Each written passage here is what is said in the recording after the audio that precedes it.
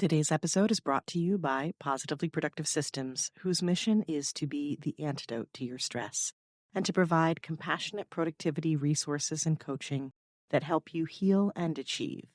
Be sure to check out both free and paid resources at positivelyproductive.com/resources. I've had a lot of losses and I've had some pretty heavy things. So I've really had to shift from why me into, okay, life comes with positives and negatives. So I can choose to continue to think, why me? Or I can start to see that it's all part of growth. It's all part of healing. It's all necessary. And so once you shift that mindset, which again, not easy, takes time, baby steps though, right? What am I here to learn right now? Once you start those baby steps, you start to notice more areas of your life that you are conditioned to judge in a negative way. And then you start to go, well, do I want to think or feel this way, or do I want to make a choice? And that's a big part of the book, was like, let's redefine grief and let's decide for ourselves what this is.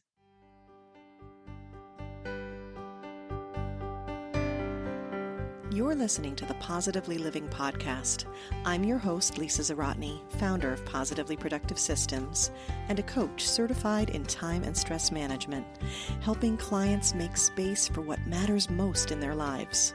Join me each episode and we'll talk about decluttering, stress management, habits, personalized productivity, gratitude, and so much more. I understand the overwhelm of life because I'm a wife, mom to kids and cats, and a former caregiver. I'm here to help you choose what's right for you so you can do less, live more, and breathe easier. Sound good? Let's get to it.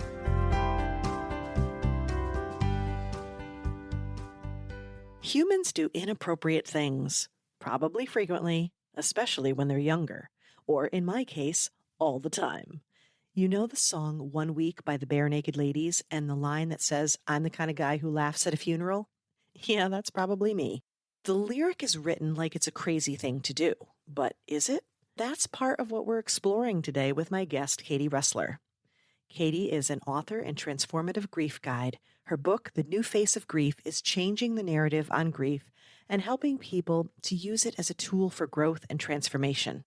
She's a mom of 3 and lives as an expat in Munich, Germany. Katie defines grief in a way that will sound familiar, especially if you've listened to episode 14, her first interview with me. If you haven't heard it yet, I recommend going back to listen as a foundation to this conversation. I also recommend episodes 29 with Mallory Jackson, 37 with Eileen Moynihan, and 63 with Sherry Trentini, which all cover aspects of grief and trauma. So what more is there to explore? Lots. But today, in addition to reviewing what grief is and how we handle it, we're focusing on a specific tool that I've always leaned into instinctively: humor. We also cover how attachment plays a part in our grieving process and how suffering comes from our mindset and conditioning, and what we can do about it. One of my favorite takeaways is Katie's movie theory, a simple way to shift your perspective on how you grieve. Katie emphasizes in this conversation and her book that you get to decide if and how humor will work for you. I think that's so important. Our intention is to encourage you past the stigma to allow you the best tools for you.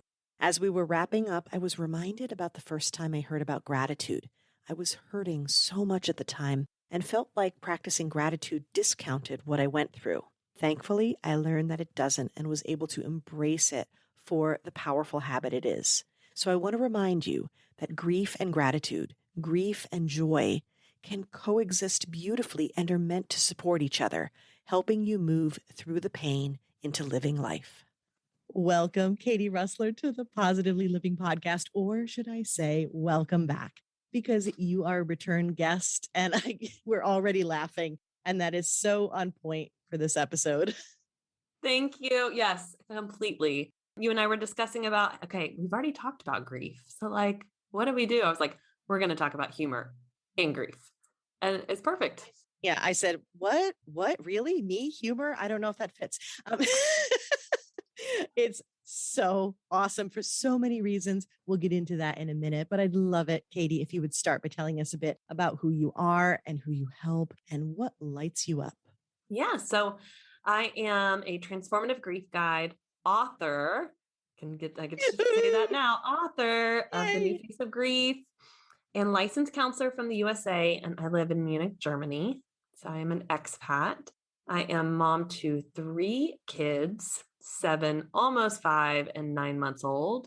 Talk about hashtag real life. And I run a business here where I'm working primarily online now. It used to be that I worked with couples in Munich, and now online, helping people through hidden grief that they're facing and letting them explore how it has actually helped them to grow into the person that they are and also who they're becoming. And so I really teach them, just as the subtitle of the book says, transform pain into empowerment, how to use what they've experienced as the catalyst for growing in beautiful ways to serve a greater purpose and really be here as a change maker in the world. I think what lights me up right now is the possibilities, as much as the world looks pretty grim, the possibilities of what's coming out of all of this. Because it's like the lotus, there's going to be some beautiful things that grow out of this because it's that diamond, right? It's got to be under that pressure and in that heat. And then all of a sudden, bam, there we go. So that lights me up right now. Like, where is everything going and what's going to happen and what's going to be the new innovations? What's going to be the new way of doing things? What's going to be how we all start to, in a sense, upgrade and change how we live life so that we are happier and healthier and just feel more positive on a day to day?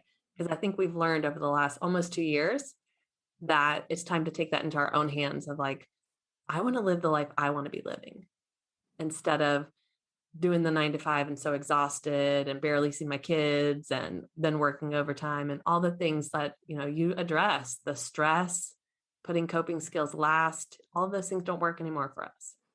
That's right. We have been placed into a space of true reflection. And we're already seeing so many of those changes that you're talking about. But what you're talking about healing, transformation, and we're talking about opportunities within that. And that's what you're talking about with grief and hidden grief. So let's begin by redefining. Of course, we'll definitely recommend listening to your original episode, and you can see the beginning of these concepts in terms of what grief really is in our first conversation. But the reason you're back today is because there's so much more to it.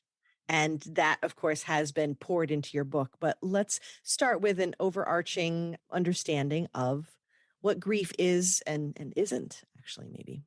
Right. So grief has usually been identified with just death and major loss. However, I really challenge that belief that grief is actually the emotional experience we go through when things don't go the way we think they should or would go.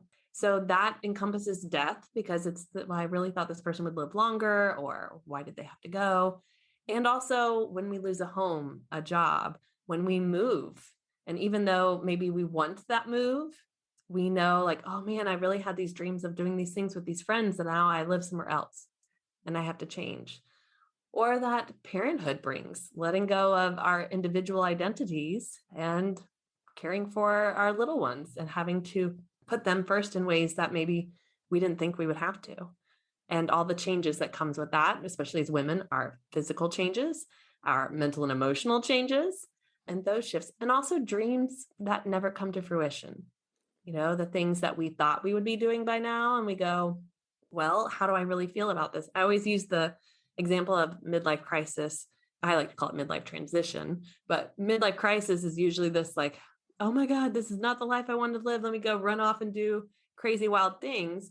And it's a grief response. But often people just judge it instead of going, we all probably have moments in our lives where we go, I didn't really sign up for this. Like, who chose this? Oh, wait, it was me. Wait, why? Because I wasn't really choosing. I was just going with the flow.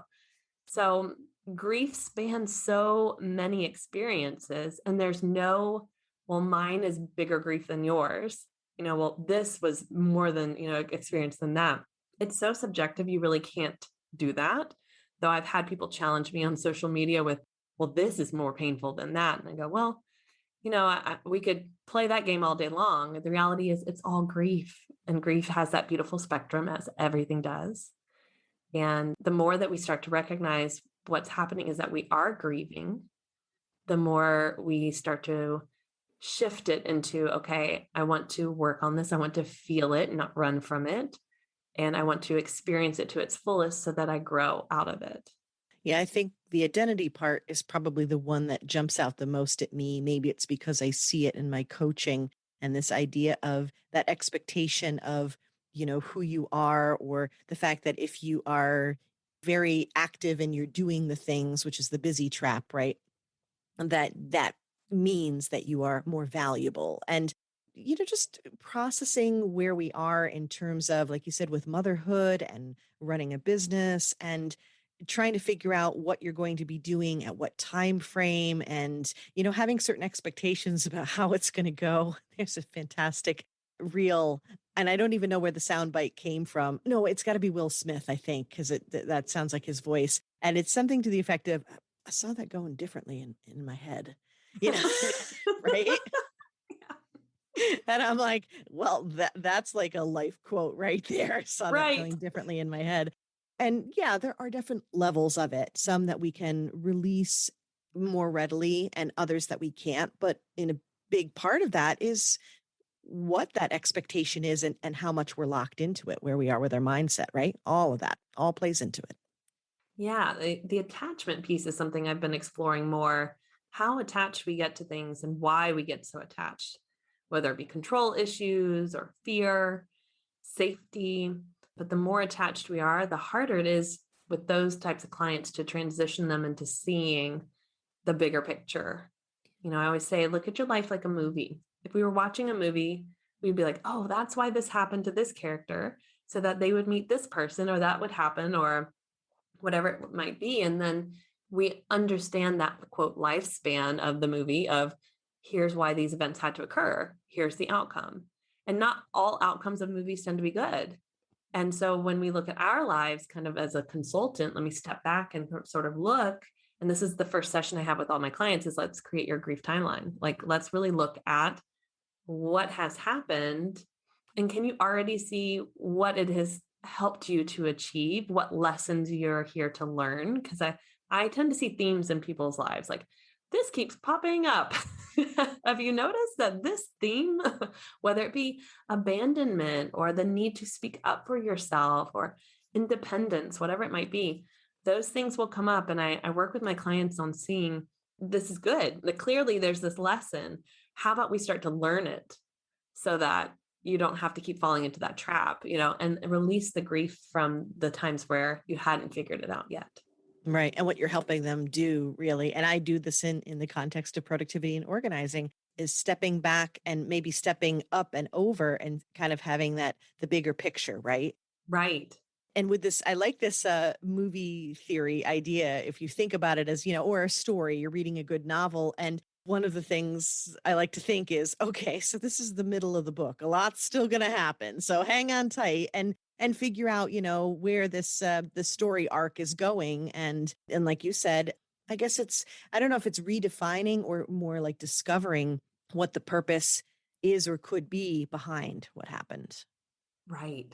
And I think you and I are kind of a similar philosophical or life theory that not too many things happen for no reason. In fact, I tend to think all things happen for a reason, even small things. And people would go, well, but you're just never going to see those pieces of the puzzle, because we're too much in our lives to be like, oh, that little thing occurred so that this would occur. But you see it in movies. You see why these little events occur for the big reason. There's a reason why these writers and directors do that, because that's real life. These little things occur for this big thing to happen. Right. In our own life, we don't get to see foreshadowing, but we can look back and go, oh, okay. How many times in my life am I like, wow, that was a red flag. Hello, Lisa. Hello. Where was the dramatic music to prepare me for this? This is why I say we need to have like our own, our own music soundtrack playing. It would really help.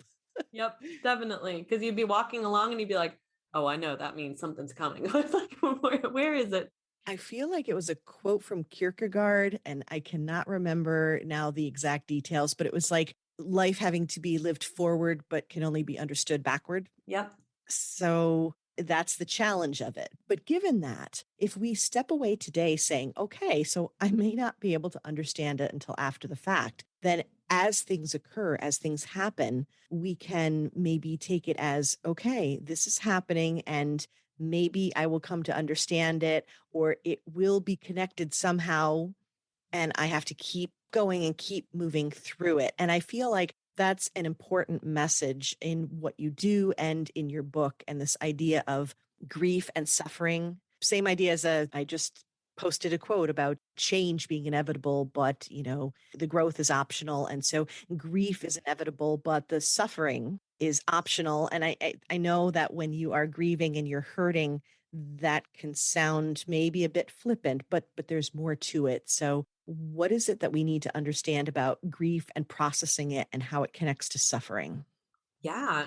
So I was listening to this guru actually yesterday on YouTube, and a guy said, "So is suffering just all in our heads?" And he went, "Exactly." I love like when, like those gurus that are like, "You figured it out. Okay, now go and live your life." And I just thought, yeah, suffering is a mindset. It is what we're conditioned. So I'm not pointing fingers. It's just we're conditioned that way to anything negative that lasts for a period of time that really makes us feel a lot of emotions and maybe even emptiness or negative things that, again, that cause us, quote, to suffer. We've attributed this as this is suffering. This causes suffering. And I challenge that thinking to just say, so for example, what I've trained myself to do, because I used to have that suffering mentality and the victim mindset of like, why is life doing this to me? I don't understand. Why does this keep happening to me? I've started to ask, even on those bad days, I hit every red light, people were grumpy at me in line at the grocery store, whatever. What is life trying to teach me right now? Like, what is it I'm supposed to be paying attention to? And then I also read the other day, somebody wrote, sometimes it's also what healing needs to be done that this is going to help. Mm. And that shifts your mindset from all of this is causing me suffering, these deaths, these losses. And those who are listening to this episode and haven't heard the first one, I'm not talking Pollyanna Katie, like, yeah, I've had a lot of losses and I've had some pretty heavy things. So I've really had to shift from why me into, okay, life comes with positives and negatives. So I can choose to continue to think, why me? Or I can start to see that it's all part of growth. It's all part of healing. It's all necessary. And so once you shift that mindset, which again, not easy, takes time, baby steps though, right? Start with those red lights. Like, why do I keep hitting these red lights? What am I here to learn right now? Once you start those baby steps, you start to notice more areas of your life that you are conditioned to judge in a negative way. And then you start to go, well, do I want to think or feel this way, or do I want to make a choice?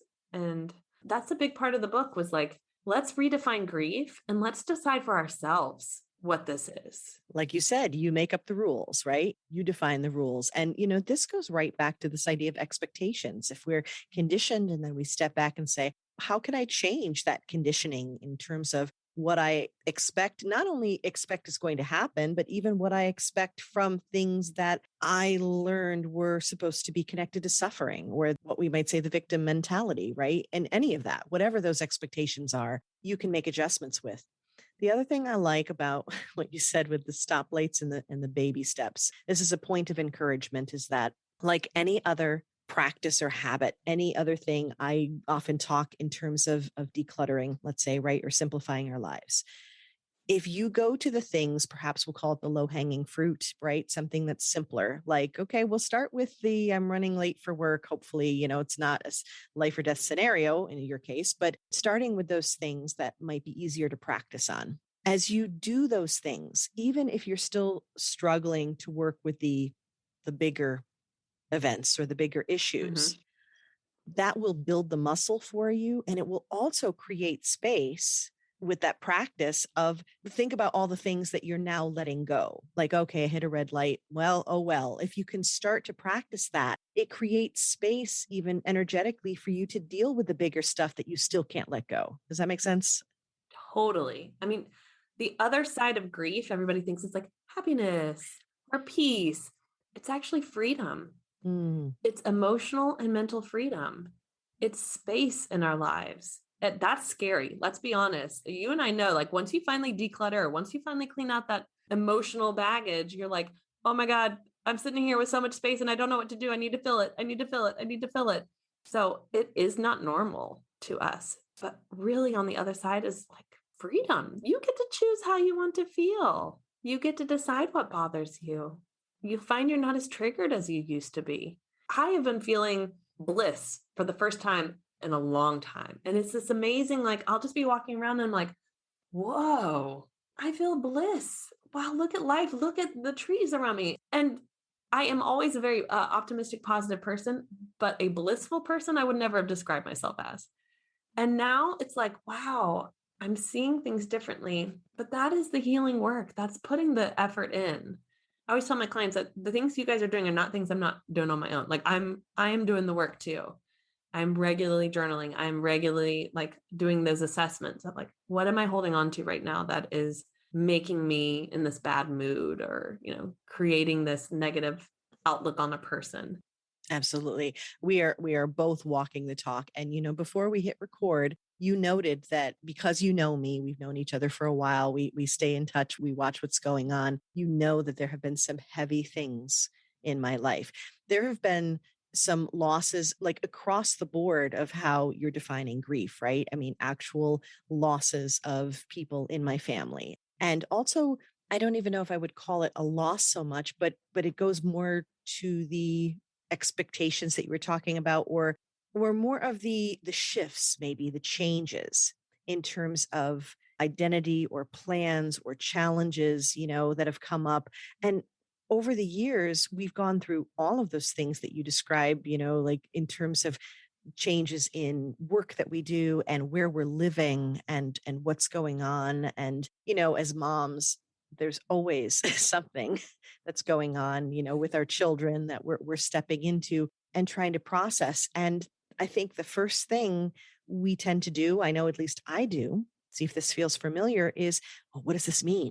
I have learned to practice what it means is we're human and we're going to get through it. We're going to find a way. And here's what we need to do as a family. Or maybe what it means is I'm going to research this next thing and we will take these next steps, or, you know what I mean? So it's like understanding the scope, partly the acceptance of whatever's happening and knowing that we're human and it's okay. I can remember when we were in that really uncertain part of knowing that we had to move, but not really knowing where or what or how. There was so much unknown, which I think as a society we have experienced with this pandemic. And that's a scary place to be, right? That unknown. And it was almost like a mantra that I kept telling my kids. And I was like, I don't know where we're going, but we're going together. Yes. Yes. I think that's powerful because you have to teach kids this is normal. You don't always know what's next, and you're not going to be alone. Yeah. And then I would show them funny cat videos. And that's the perfect segue into the thing I really want to dig in that I'm so grateful to you for. You go through in your book the stages, right, of how we grieve and those aspects and really defining this and understanding not only that we're defining it, but we're defining it, which is great. But was it 12? Chapter 12. And my favorite chapter is on humor and humor as a tool. And that excites me for so many reasons. One of them is probably obvious if you've hung out with me, because Lisa does this all the time. But I want to dig into this with you, not only to encourage everyone, not just to hang out with us on Instagram and have fun, Right. but also because I think there can be, speaking of expectations, this expectation that, wait a minute, you're using humor. Isn't that avoidance? Is that a trauma response or is it a technique? Like what's going on here with humor? So let's dig into humor. Yeah. My favorite's like, is that appropriate? Like, well, it's subjective for everybody. So, Like I've never been appropriate, so I don't know what to tell you. right. Yeah. Like, for me, it was an essential chapter of the book. So the book is broken up into three parts. And the third part is really the full experience of grief. And so I go into that feeling of like isolation, solitude, the people who believe that they're helping us and end up really hurting us. And then I talk about humor And, kind of subtitle of that chapter is laughing at a funeral. And I started with, I've never been to a funeral with my family where we didn't laugh. And it's not because we weren't grieving and we didn't care or we were trying to avoid. It was because I was raised in a family where humor was part of the coping mechanism to alleviating those moments that were super heavy. We still felt it. We still cried later on. There was no like, hold it in, be tough. Like you still cried. And then the next moment you're laughing. It would be things like, oh man, if Granny could see who showed up at the funeral or that this person wore this or said this, if the pastor said this, can you believe? And I grew up in a family from Mississippi. So if you hear the twang come out, then that's why. But that was just the way we related to the fact that, wow, this is really heavy and hard. And the whole chapter just gives permission. And then it also says, and it's okay if you say you don't like it. Don't feel forced. But so many people, I think, want to be able to feel comfortable using humor. And people around them are like, no, that's wrong. Why are you laughing at this? Or like, you must be going crazy. Something's wrong because you're hysterically laughing, which I think is our brain's way of counterbalancing all the deep, dark sadness and anger and fear and hurt. It's like natural. Yeah, I think, and again, you get to choose. So if it doesn't feel appropriate to you, then listen to that sign. But if you are, inclined toward it, and then you're maybe holding back, there's so many ways that we can explore humor. But I like how you described it as releasing the pressure cooker. And that's what I talk about humor all the time as diffusing. And I use it because we're talking from my perspective about stress management, right? And specifically distress, right? This chronic distress, if you are sitting in grief, so to speak, right? And you are there and you're like, I'm not budging, I'm feeling it all, and I'm suffering. You need a break from that, no matter what. And so that is what humor does. It diffuses that. And so I think, yes, sometimes people can do that. But like you said, your brain is like, we got to do something. Say something inappropriate, or you're like, don't laugh, don't laugh, don't laugh. You start to laugh. And I'm thinking that just like you are describing that there's grief, let's lean into it. I'm saying there's humor, let's lean into it. Because if we hold it back, then I kind of feel like it almost will be more inappropriate because you're fighting against it. Whereas if you lean into it and say, this is a natural part of my life process, my grieving process, my stress management process, right? Then I'll find the best ways to do it for me. Right. And I think anytime where you start to feel shame or guilt around a coping skill that truly is healthy, then that is a red flag that this isn't about you. It's about someone else. And maybe someone else in your life who told you something, or even your culture that may have said this is inappropriate. And allow yourself to be you, even if it's in, moments just by yourself, if you're not comfortable showing that with others. But I was just thinking about the videos that I watched to make me laugh after I lost mom and had 2 miscarriages were the same videos I would watch the last month of all 3 of my pregnancies. That last month when you're like, just is this baby ever going to come? I don't, this is forget this. Why? I needed humor then to just lift me up. And that's just it's a positive, happy time, right? We're pregnant, baby's going to come. Yay. But that has its own like heaviness to it. And this, I'm over quote, over this feeling. And so I would watch videos then to cope with that mental game, just like I'd watch videos to cope with, oh my gosh, I feel in a deep, dark, sad hole for days at a time. And I also want to just laugh. I want to smile. My first birthday after my mom died, I talk about this in the book. I had had a miscarriage right before the birthday, and my friends came with hula hoop, running clothes, tickets to go see Chicago. Like it was like, Katie, you're still human and alive and can do these fun things. And we're here beside you to sit with you in your grief and to also give you some cool water in those moments too. And it was beautiful. It was exactly what I needed. There might be others who need something different, but they knew me, they understood because I was very verbal in what I needed in that moment too. Right.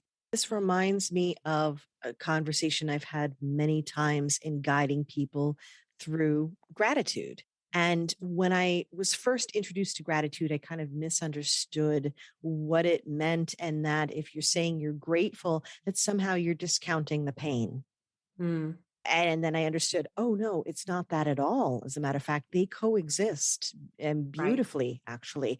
And so I think the same goes for your grief and your joy. And I think sometimes do we feel like, okay, we're grieving something, has happened that we need to maybe honor, especially if it relates to a person or something like that. And we need to honor that.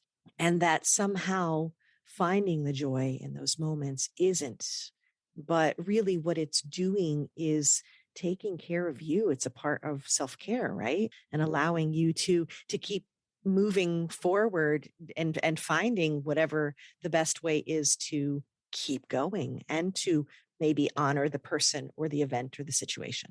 Totally. For me, humor and laughter is releasing the pressure cooker.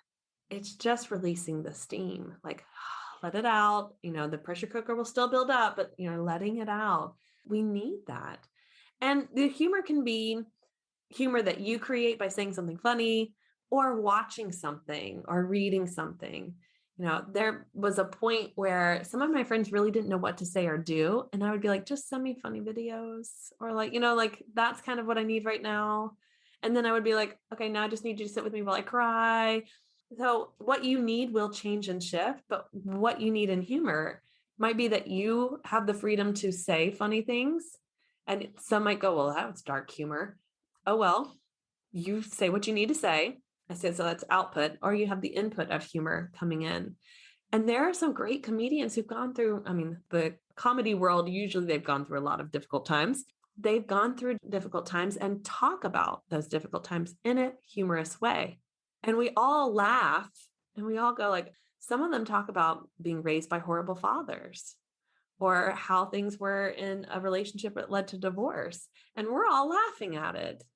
And these were horrible, difficult times for them that had grief.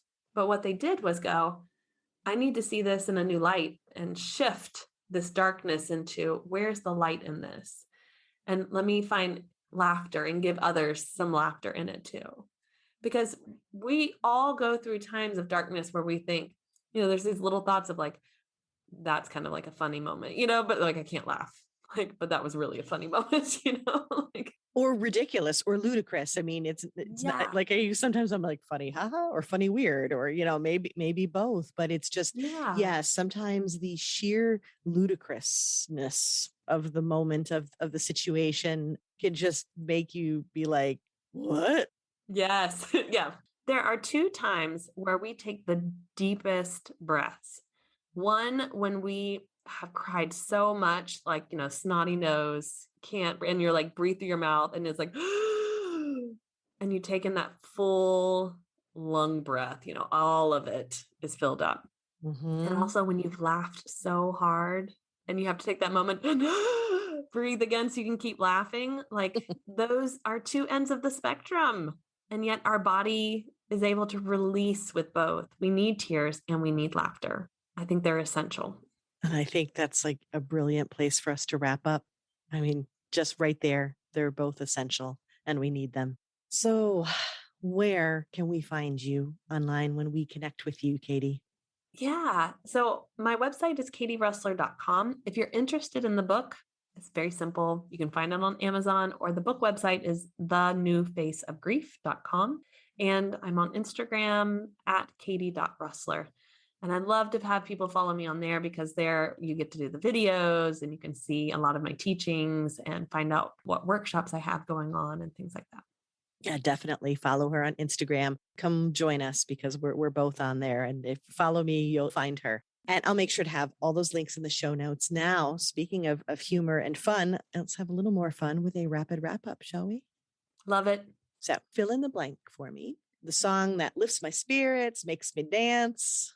Ooh, I feel like it's the same as last time. Is that going to be okay? That's going to be totally fine. What is it? Justin Timberlake. I got this feeling inside my bones. It goes electric wavy when I turn it on. Something. Yeah. Yes, that always gets me going. Sunshine in My Pocket. Yes. Yeah. And that will be going on the Positively Living Podcast Spotify Dance Playlist Volume 3 now. What? Yes, I know. Lisa, volume 3. Volume 3. So that's why it's perfect that it was a duplicate. You're still feeling it because now it'll be on Volume 3. Okay. Now, how about a quote or mantra that inspires me, that I share? I would say, because it fits with his last times too. Wow, I'm still the same person. That's pretty cool. Consistency. No mud, no lotus. I think that's just a good mantra in life. Hey, we're going to have darkness. We're going to have mud and difficult times, and we're going to have the beauty of that flower that comes out of it. I address that throughout the book, but it truly is a mantra that red lights, no mud, no lotus. Difficult day with the kids, no mud, no lotus. And of course, I like to think of myself as that lotus. So, Yep, you did. You shared that last time, and I would have won if I had been betting on this, especially because I knew your book would have the lotus flower on it, and it's absolutely true. Okay, how about a resource, a book or app, obviously besides your book, right? That's made my life better, and I'd love to share it with others. Ooh, yes. Shauna Niequist, Present Over Perfect. I read that after having my third. So I had my third in January, and I read that in the hospital, and I even had my husband read it. It was good. Like good, G-U-D, good. It was really good. Like what? But good. Yeah, it really, and I think I even bring it up in the book. Yep, I do. I remember talking a little bit about, she just sheds light on this culture of go, go, go, go, go.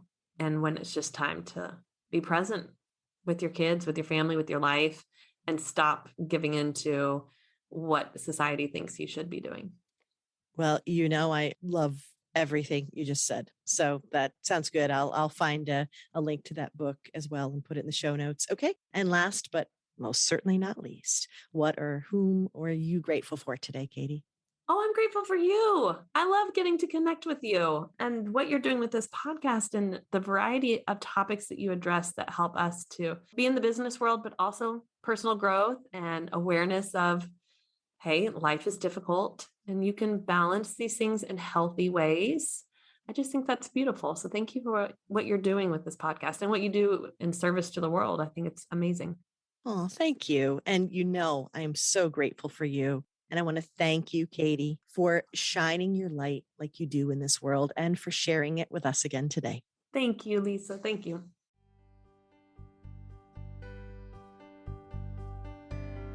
Thank you for joining me today. Your time is precious and limited, and I'm honored you chose to spend it with me.